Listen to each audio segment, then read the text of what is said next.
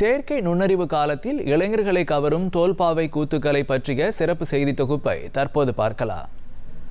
இயற்கை வளத்துடன் பறந்து விரிந்துள்ள இந்த இனிமையான உலகம் மனிதர்களுக்கு மட்டுமானதல்ல.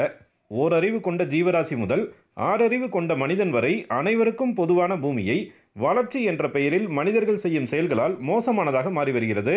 பருவம் தப்பிய மழையும் சுற்றுச்சூழலை சீர்கெடுக்கும் காலநிலை மாற்றமும் நாகரிக வாழ்க்கைக்கான இலவச பரிசுகளாக உள்ளன. எல்லா இடங்களிலும் நிறைந்து கிடக்கும் பிளாஸ்டிக் கழிவுகளால் மனிதர்கள் மட்டுமன்றி அனைத்து உயிரினங்களும் பாதிக்கப்படுகின்றன. இந்நிலையில் இயற்கை பாதுகாப்பினை வலியுறுத்தி சேலத்தில் நடைபெற்ற தோல்பாவை கூத்து நிகழ்ச்சியை சேலம் மாவட்ட உதவி வனப்பாதுகாவலர் செல்வகுமார் தொடங்கி வைத்தார். அண்மையில் பிளாஸ்டிக் கழிவுகளை உண்டதால் உயிரிழந்த யானையின் நினைவாக அனைத்து உயிர்களையும் காப்போம் என்கிற கையெழுத்து இயக்கத்தை தனியார் பல்கலைக்கழக பதிவாளர் நாகப்பன் தொடங்கி வைத்தார். இதனையடுத்து தென் மாவட்டங்களுக்கே உரித்தான நிகழ்த்து கலையான தோல்பாவை கூத்து நிகழ்ச்சியை கலைஞர்கள் நடத்தி காட்டினர்.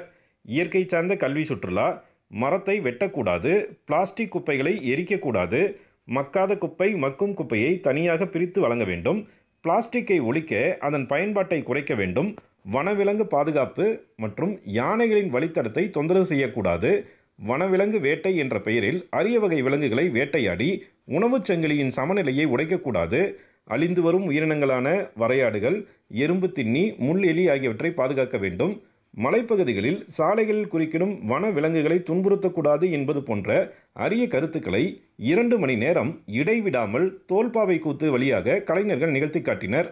தொழில்நுட்ப வசதியால் அனைத்து விதமான பொழுதுபோக்குகளும் விரல் நுனியில் வந்துவிட்டாலும் இந்த பாரம்பரிய நிகழ்த்துக்களை இளைஞர்களின் கவனத்தை ஈர்க்கும் வகையில் அமைந்திருந்தது. ஃபர்ஸ்ட் ஸ்டார்டிங்லேருந்து எண்டு வரையும் ஒரே பர்சன் எப்படி எல்லா கேரக்டர்ஸையும் வாய்ஸ் சேஞ்ச் பண்ணி மெசேஜை எவ்வளோ சூப்பராக டெலிவர் பண்ணாங்க அப்படின்றது தான் எனக்கு ரொம்ப ஆச்சரியமாக இருந்தது. இங்கே உட்காந்து பார்த்துட்டு இருந்தது. இதில் என்னன்னா ஒரு வைல்ட் லைஃப் இம்பார்ட்டன்ஸுமே சொன்னாங்க. அந்த இதில் ஒவ்வொரு அழகாக ஒரு ஸ்டோரி விதமாக சொன்னாங்க.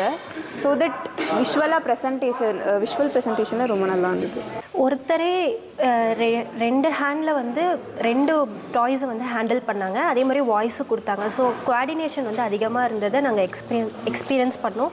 ஸோ நாங்களும் அதை டெவலப் பண்ணிக்கணும் அப்படின்னு நினைக்கிறோம் ஆஸ் அ மெடிக்கல் ஸ்டூடெண்ட்டாக. எழுத்து வடிவமாக ஒரு பாடத்தை பயில்வதை விட காட்சியாக அதனை பார்க்கும்போது மனதில் ஆழமாக பதிந்து விடுகிறது என்பது அறிவியல் உண்மையாகும்.